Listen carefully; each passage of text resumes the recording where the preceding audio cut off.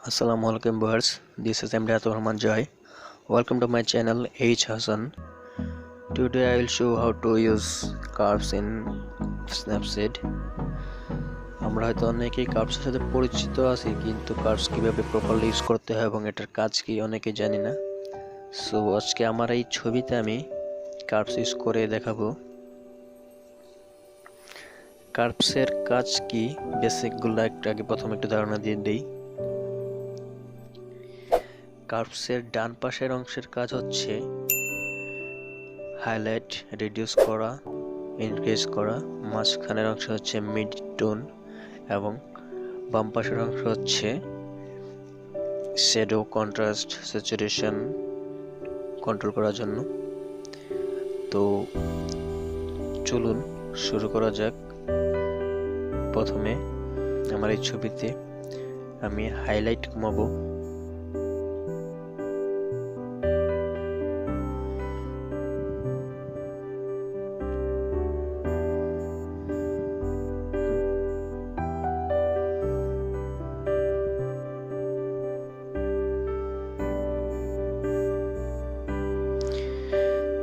দেখতে পাচ্ছেন আমার ছবিতে কত সুন্দর হাইলাইট কমছে, প্লাস ইন ডিটেইলস ইনক্রিজ হচ্ছে অরিজিনাল এবং বর্তমানের অবস্থা দেখেন। আচ্ছা, তারপর চলুন দেখে নেই।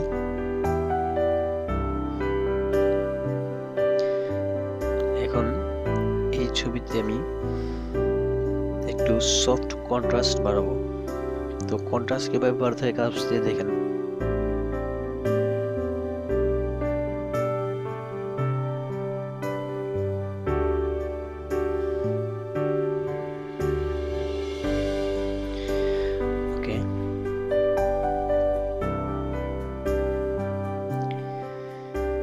এখন কার্ভস ইউজ করে দেখেন কিভাবে কালার টোন করা যায়। আমি একটু মিড টোন আপ করে ব্রাইট প্লাস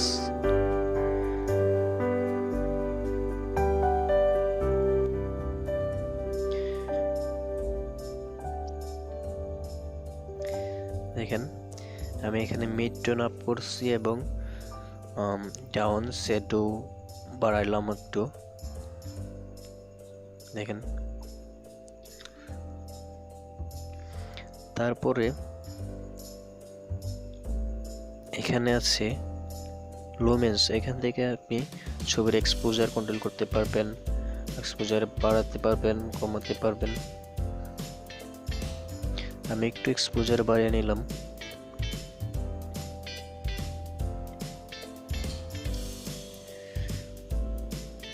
তারপর বাকি এডিটটা পরে করব। এখন এই ফাংশনগুলোর সাথে একটু পরিচয় নেই।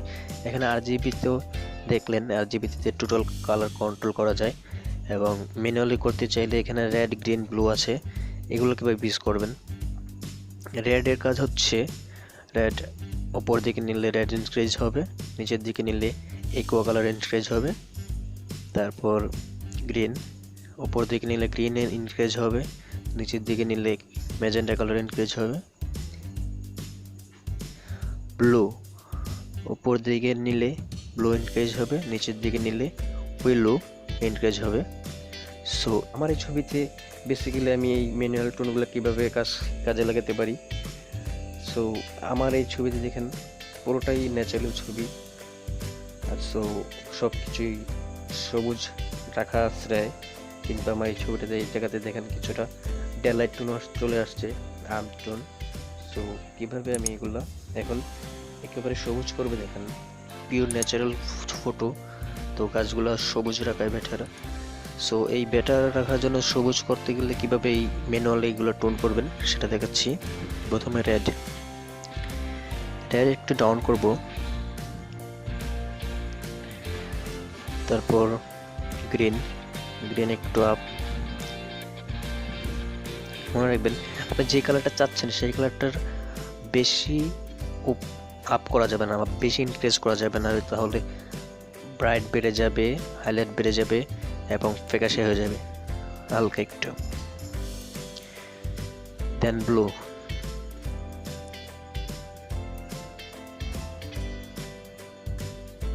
এই যে দেখেন হলদে টাইপ গ্রিনটা চলে গেছে, এখন পিওর একটা গ্রিন টোন আসছে।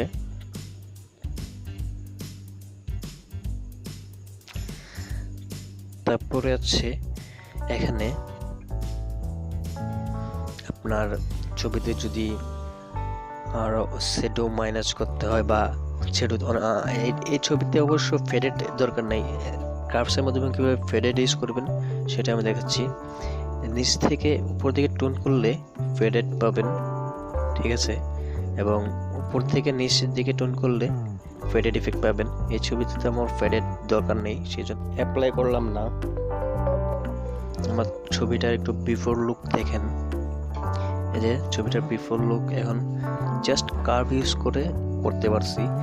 আমি সময় নিয়ে করতে পারলে আপনি আপনার ছবিতে আরো ভালো কালার টোন করতে পারবেন শুধু কার্ভস দিয়ে। তো আমার এই ছবিতে একটু সমস্যা আছে, হাইলাইট আছে স্কাইগুলোতে, সেজন্য আমি হাইলাইটটা একটু কমিয়ে নিচ্ছি। দেখেন জাস্ট শুধুমাত্র কার্ভস ইউজ করে ছবির কত সুন্দর কালার টোন করা যায় অন্য কোনো কিছু না করে। সো আপনারা কার্ভস নিয়ে ট্রাই করেন, বেটার যে কোনো কালার টোন করতে পারবেন এটা দিয়ে। আমি আপনাদের আরেকটা ছবি এডিট করে দেখাচ্ছি। চলুন শুরুতে স্ন্যাপসিডের কার্ভসের আরেকটা ব্যবহার দেখে নেই। আমাদের হয়তো অনেক সময় সাদা ব্যাকগ্রাউন্ড অথবা কালো ব্যাকগ্রাউন্ডের ছবির প্রয়োজন পড়ে, সেক্ষেত্রে আমরা ড্র করি অন্যান্য অ্যাপস দিয়ে, কিন্তু সেটা স্ন্যাপসিড দিয়ে করা যায়। এই যে দেখেন সাদা ব্যাকগ্রাউন্ড, এবং এটা হাইলাইটের দিক থেকে নিচে করলে ব্ল্যাক ব্যাকগ্রাউন্ডের ছবি আপনি সহজেই পেয়ে যাবেন।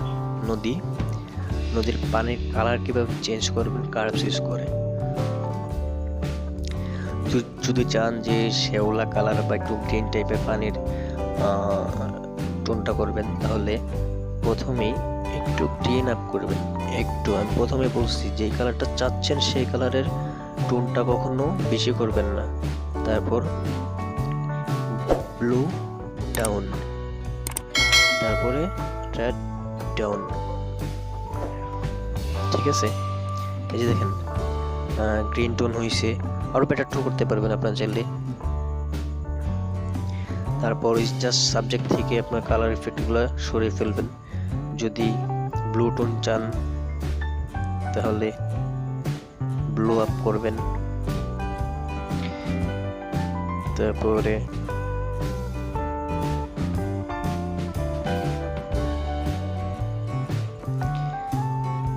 দেখতে পাচ্ছেন কার্ভস ইউজ করে আপনি ছবির 70% কালার টোন করতে পারবেন সবচেয়ে বেটার ওয়েতে, এবং এক্সপোজার কন্ট্রোল করতে পারবেন। সো আর নদীর পানির কালার কিভাবে চেঞ্জ করবেন সেটা নিয়ে আমার পূর্বে একটা ভিডিও দেওয়া আছে এক্সপ্লেইন সহ। সো আপনারা আগের ভিডিওটা দেখবেন যদি নদীর কালার কিভাবে চেঞ্জ করতে হয় পানির কালার।